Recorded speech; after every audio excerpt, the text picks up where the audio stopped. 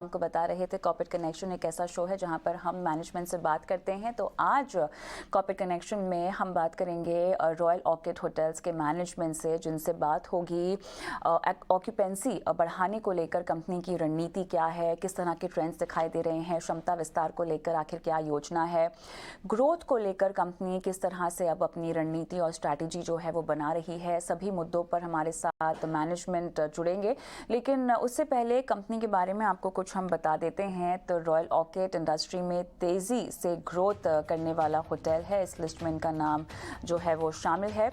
पूरे भारत में अगर हम देखें तो 80 से ज़्यादा होटल्स हैं और रिसोर्ट भी हैं। और इतना ही नहीं, अगर हम देखें तो रॉयल ऑर्किड होटल भारत के प्रसिद्ध नामों में से एक है और इसकी वजह इनकी सर्विस है और जो इनके पास ऑफरिंग है वो है। लेकिन चलिए विस्तार से अब बात करते हैं। हमारे साथ रॉयल ऑर्किड होटल्स के CFO अमित जायसवाल जुड़ गए हैं। अमित, आफ्टरनून, स्वागत है आपका हमारी इस बेहद खास पेशकश में। और लगातार आपसे बातचीत होती रहती है और चलिए चर्चा की शुरुआत मैं करना चाहती हूँ मौजूदा ट्रेंड को लेकर। अमित, जो आपको दिखाई दे रहा है, रिवाइवल की मैं बात नहीं कर रही हूँ, वो उसके बारे में सवाल बाद में पूछूंगी, लेकिन पहले मुझे बताइए कि अब क्योंकि एक तरह से ऐसा समय आ गया है जहाँ पर बच्चों की छुट्टियाँ शुरू होने वाली है, उसके पहले हम देखते हैं कि बुकिंग का एक काफ़ी जोर दिखाई देता है। बताएं क्या ट्रेंड दिखाई दे रहा है।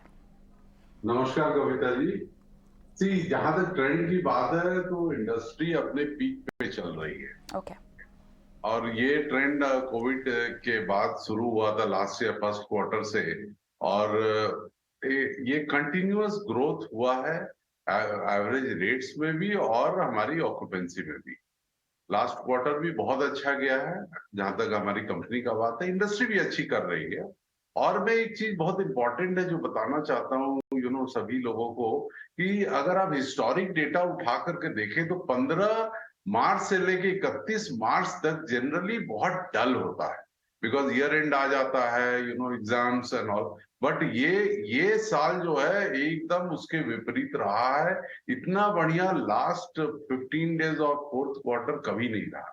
सो इस तरह से, और वही अभी भी कंटिन्यू कर रहा। आप कहीं पर भी अगर ऑनलाइन जाकर के देखें तो रेट्स आर स्काई रॉकेटिंग, और जो है ऑक्यूपेंसीज भी कहीं कम रहा नहीं है। आपने सही कहा कि छुट्टियां चालू हो गई तो जितने लेजर डेस्टिनेशन है वो तो एकदम पीक पे चल रहे हैं। अभी जितने भी हमारे लेजर डेस्टिनेशन होटल है बहुत अच्छा कर रहे हैं। और जो ट्रेंड हम था वो कंटिन्यू हो रहा first quarter of the current financial year में भी। चलिए, मेरे ख्याल से ट्रेंड इतना बेहतरीन कर रहा है ना, उसका जवाब मुझे आपके मुस्कान में भी दिखाई दे रहा है। तो ट्रेंड तो बहुत दमदार कर रहा है, लेकिन अब मैं थोड़ा सा रिवाइवल पर आना चाहती हूँ अमित जी, क्योंकि हर वक्त हम एक सिनारियो को यहाँ पर देख रहे हैं, कंपेयर कर रहे हैं एक प्री कोविड और पोस्ट कोविड। एक लंबा सा दौर था पोस्ट कोविड जहाँ पर हम बहुत रिवाइवल पर और रिवेंज ट्रैवल की बात कर रहे थे, लेकिन अब क्या हम कह सकते हैं कि ये क्या वो रिवाइवल वाला ट्रैवल दिखाई दे रहा है, या ये ऐसा ट्रैवल दिखाई दे रहा है जो हेल्दी है और सस्टेनेबल भी है, ये आने वाले वक्त में भी जारी रहेगा जो फिलहाल ट्रेंड दिखाई दे रहा है? क्योंकि जिस तरह के समीकरण बन रहे हैं, अगर हम अर्थव्यवस्था और आर्थिक तौर पर देखें तो एक तरफ महंगाई बढ़ रही है, उसके बावजूद भी अगर लोग ट्रैवल कर रहे हैं, तो आप इसको कैसे भाप पा रहे हैं? इसको आप रिवाइवल कहेंगे या सस्टेनेबल ट्रेंड कहेंगे? नहीं नहीं, यही डाउट हमें भी थी पिछले फाइनेंशियल ईयर के फर्स्ट और सेकंड क्वार्टर में। यही डाउट था कि क्या ये रिवेंज टूरिज्म है या एक सर्ज है इन द बिजनेस। बट जिस तरह से पूरा साल निकला और जिस तरह से फर्स्ट क्वार्टर जा रहा है, मेरे हिसाब से तो ये इंडस्ट्री के लिए बेस्ट पीक होगा पिछले 20-25 साल में। और ये ट्रेंड अगला 3-4 साल ये कंटिन्यू करेगा। 3 to 4 years तो ये ट्रेंड कंटिन्यू करने वाला, बिकॉज हमारे देश की इकोनॉमी अच्छी कर रही है। इकोनॉमी भी अभी जो है जिस तरह अगर आप कंपेयर करें और देशों के साथ, विश्व के और देशों के साथ, तो we are in better position. Business अच्छा चल रहा है और ये ट्रेंड कंटिन्यू करेगा। लाइफस्टाइल भी काफी चेंज हुआ है आफ्टर कोविड। जो है लोगों का रहने और सोचने का तरीका भी बदला है। Now people want also want to enjoy, माने अब लोग एंजॉय कर लेना चाहते हैं, साथ साथ में काम करेंगे और साथ में एंजॉय करेंगे, जिसके कारण ये अब जो है ये ट्रेंड चल गया। और मेरे ख्याल से 4 से 5 साल तो हॉस्पिटैलिटी इंडस्ट्री पूरी अच्छी करेगी। अमित जी, क्या ऐसा कोई डेटा है आपके पास जहां से ये समझ में आ सके कि ये अब जो हमने ट्रेंड्स उभरते हुए देखे थे कोविड में ना, कि लोग काम के लिए ट्रैवल करते थे तो वो, और बाद में स्टेकेशन भी शुरू हो गया था, लोग काम करने के लिए अलग अलग लोकेशंस पे जा रहे थे। अब उस तरह के ट्रैवल में लीजर ट्रैवल क्या सबसे ऊपर है, और बाद में स्टेकेशन और वोकेशन जो लोग करते आए थे वो थोड़ा सा कम हो रहा है? आप सही कह रही हैं कि लेजर डेस्टिनेशन पहले ऊपर गया। हाँ। जितने भी हमारे लेजर होटल्स थे वो पहले ऊपर गए, वो 80-90% ऑक्यूपेंसी टच कर रहे थे, और जो हमारे बिजनेस होटल्स थे वो शुरू में कम थे। बट अब बिजनेस होटल्स ने भी पिकअप कर लिया, और जितने भी बिजनेस होटल सब 75% से ऊपर चल रहे हैं। तो इसका मतलब ये है कि जो सोच था पहले, जो हमारा भी सोच था, इंडस्ट्री का भी सोच था कि जो है ये जो बिकॉज ऑफ जूम कॉल और जितने ऑनलाइन के कारण जो होटल इंडस्ट्री नहीं जाएगा ऊपर, वो गलत था।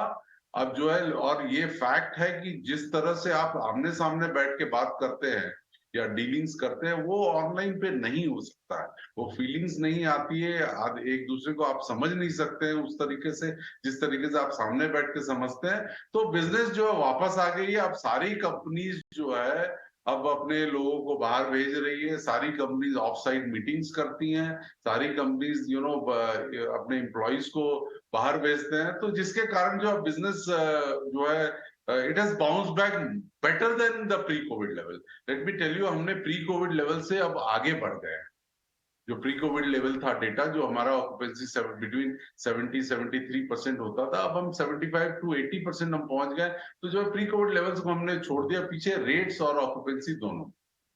अब थोड़ा सा फोकस मुझे ऑक्यूपेंसी पे करना है, क्योंकि आपकी इतनी मौजूदगी है पूरे भारत में। तो अगर आप मुझे आपकी जो सबसे लोकप्रिय डेस्टिनेशंस हैं, रिसॉर्ट्स हैं, थोड़ा सा ऑक्यूपेंसी के लिहाज से अगर आप मुझे समझा पाएँ कि कहाँ पर कितना परसेंट जो है ऑक्यूपेंसी की फिगर फिलहाल उभरती हुई दिखाई दे रही है। क्या कुछ एरियाज ऐसे भी हैं जहाँ पर आपने 80% या उससे ज़्यादा ओवरऑल ऑक्यूपेंसी में इम्प्रूवमेंट देखी है? मैं आपको बात बताऊं, जैसे पूना मार्केट है, हमारा होटल वहां पर 90+% ऑक्यूपेंसी कर रही है। लेजर होटल में अगर आप देख ले तो जैसे हमारा गोवा के होटल है, वो 90% ऑक्यूपेंसी कर रही है। इसी तरह से और भी जैसे मैसूर के होटल है, सब 80-85% ऑक्यूपेंसी कर रही है। इनफैक्ट द फ्लैगशिप होटल हमारा बैंगलोर का, वो भी 80% के ऊपर की ऑक्यूपेंसी कर रहा है। एंड ये ट्रेंड मैं बता रहा हूँ पिछले 6 महीने का। इज नॉट दैट कि मैं एक दिन या 15 दिन के बता रहा हूँ, पिछले 6 महीने का। और वही ट्रेंड जो है अभी फर्स्ट क्वार्टर में कंटिन्यू कर रहा है। और मैं अब और एक चीज बताऊं, हिस्टोरिकली जो फर्स्ट क्वार्टर होता है वो होटल इंडस्ट्री के लिए सबसे पुअर होता है, सबसे कम होता था। जो मेरे को लग रहा है कि अभी ट्रेंड बदल चुका है। जैसे नंबर्स पिछले दिनों में दिखे और जैसी बुकिंग्स हमारे बिजनेस ऑन बुक्स है, तो वो ट्रेंड भी मुझे लगता है कि ये चेंज होगा। अमित जी, कुछ अपडेट्स आपसे हम चाहेंगे। तो Regenta by Royal Orchid hotels जो कि लगभग ईयर एंड तक 100 को छूने वाला था, क्या वो ट्रैक पर है? साथ ही जो 26 नई प्रॉपर्टीज कैलेंडर ईयर में आप एम कर रहे थे, जिसमें लिजर भी है और बिजनेस सेगमेंट भी है, उसे लेकर कोई अपडेट? 80 आज में जब मैं आपसे बात कर रहा हूं, आज की डेट को अगर ले तो हम लोग 84 होटल्स ऑपरेट कर रहे हैं। Already operation of 84 hotels start हो चुका है, और 16 होटल हम जो है सितंबर के अंदर में खोल देंगे।